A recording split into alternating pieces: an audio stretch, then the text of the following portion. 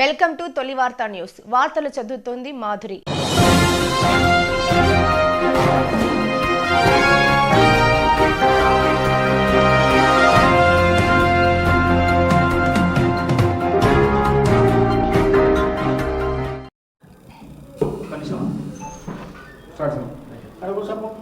ఈరోజు పత్రికా మిత్రుల మీడియా మిత్రుల సమావేశం పరచడం ముఖ్య ఉద్దేశం ఏమనగా,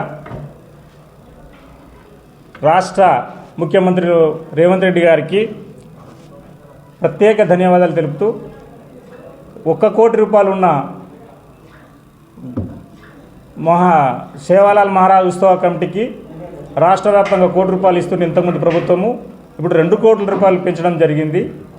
మరియు సేవాలాల్ జయంతి రోజు ఫిబ్రవరికి సెలవు దినంగా ప్రకటించడానికి వారికి ధన్యవాదాలు. మరియు బంజారాహిల్స్ చౌరస్తాలో సేవాలాల్ విగ్రహాన్ని ఏర్పాటు చేయడానికి వాళ్ళు జీవో కూడా జారీ చేయడం జరిగింది. వారికి ప్రత్యేక ధన్యవాదాలు తెలుపుతూ ఈ Congress party ST cell department నుంచి ప్రత్యేక ధన్యవాదాలు తెలియజేస్తూ ఉన్నాం. మొన్న మేము 15వ తారీఖు రోజు శోభయాత్ర తీయడం జరిగింది. మహబూబ్ నగర్ క్లాక్ టవర్ నుంచి పద్మావతి కాలనీ అయ్యప్పకొండ వరకు. అయితే అందులో మాజీ మంత్రి వర్యులు మాట్లాడుతూ 1 కోటి రూపాయలు గిరిజన భవనానికి ఇచ్చినానని 40 లక్షల రూపాయలు సేవలాల్ టెంపుల్కి ఇచ్చినానని చెప్పడం జరిగింది. అందులో కేవలం 15 లక్షలు మాత్రమే పిఆర్ డిపార్ట్మెంట్లో ఉన్నాయి. మాజీ మంత్రులు మర్చిపోతూ ఉన్నారు. ఇంకా నేను అధికారంలోనే ఉన్నాను, మేము ఇంకా చెప్పిందే నడుస్తుందని అనుకుంటా ప్రజలను మభ్యపెట్టే ప్రయత్నం చేసిండ్రు.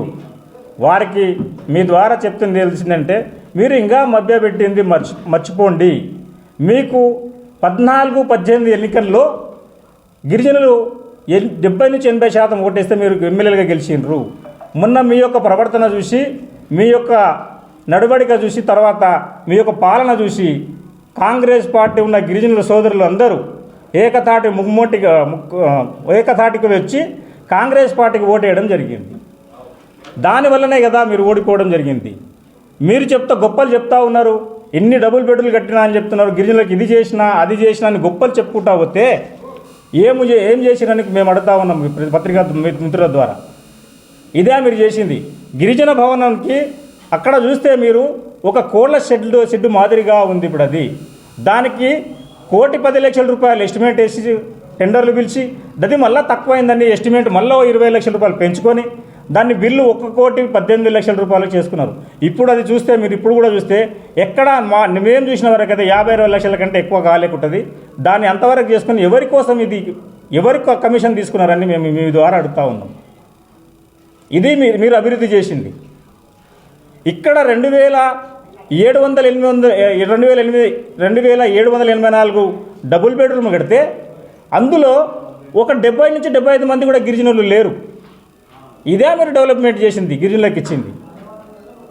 మళ్ళా శోభయాత్రలో వచ్చి నేను అది చేసినాను ఇది చేసినాను మీ అందరికీ ఏదో మేలు చేసినానని చెప్పినట్లు మాట్లాడుతూ ఉన్నారు. ఇదే మీరు చేయాల్సింది.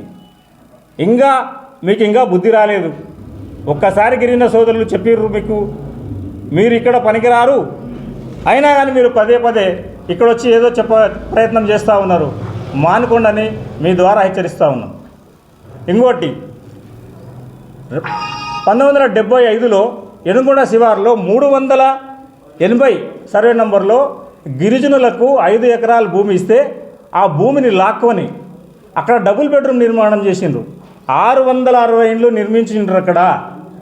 అందులో కేవలం 12 ఇండ్లు మాత్రమే లంబడులకి గిరిజనులకు ఇచ్చిర్రు అక్కడ.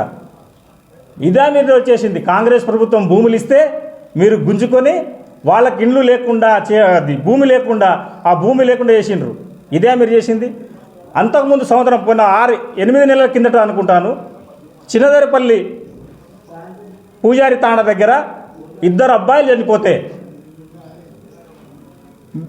ఎవరైతే క్వశ్చన్ చేస్తారో వాళ్ళ పార్టీ వాళ్ళకే, ఎవరైతే వారు ఇట్లా అన్యాయం జరిగింది గిరిజనులకు, ఈ రకమైనటువంటి ఇబ్బంది జరిగింది, వీళ్ళు చనిపోతారు వీళ్ళకంటే కేవలం కంటి తుడుపు చర్యగా ఒక్కొక్కరికి ఒక డబుల్ బెడ్రూమ్ ఇచ్చి భయభ్రాంతులను చేసి ఎవరైతే అడిగినారో వాళ్ళ మీద కేసులు బనాయించి భయభ్రాంతులు చేసింది మీరు కాదా? ఈరోజు గిరిజనులకు మేలు చేసినామని చెప్తా ఉన్నారు. ఎంతవరకు కరెక్ట్ అని అడుగుతా ఉన్నాం మేము. ఇక కాన్స్టిట్యున్సీ చేసినా అని చెప్తా ఉన్నారు. దాదాపుగా 20,000 ఓట్లున్న గిరిజనులు మీ మీద తిరగబడి ఈరోజు మీ యొక్క అరాచకానికి లోనై భయభ్రాంతులై ఓటు రూపంలో మీకు బుద్ధి చెప్పడం జరిగింది. ఇంకా తెలిసి వస్తలేదా మీకు అని మీ ద్వారా తెలియజేస్తూ ముగిస్తున్నాను.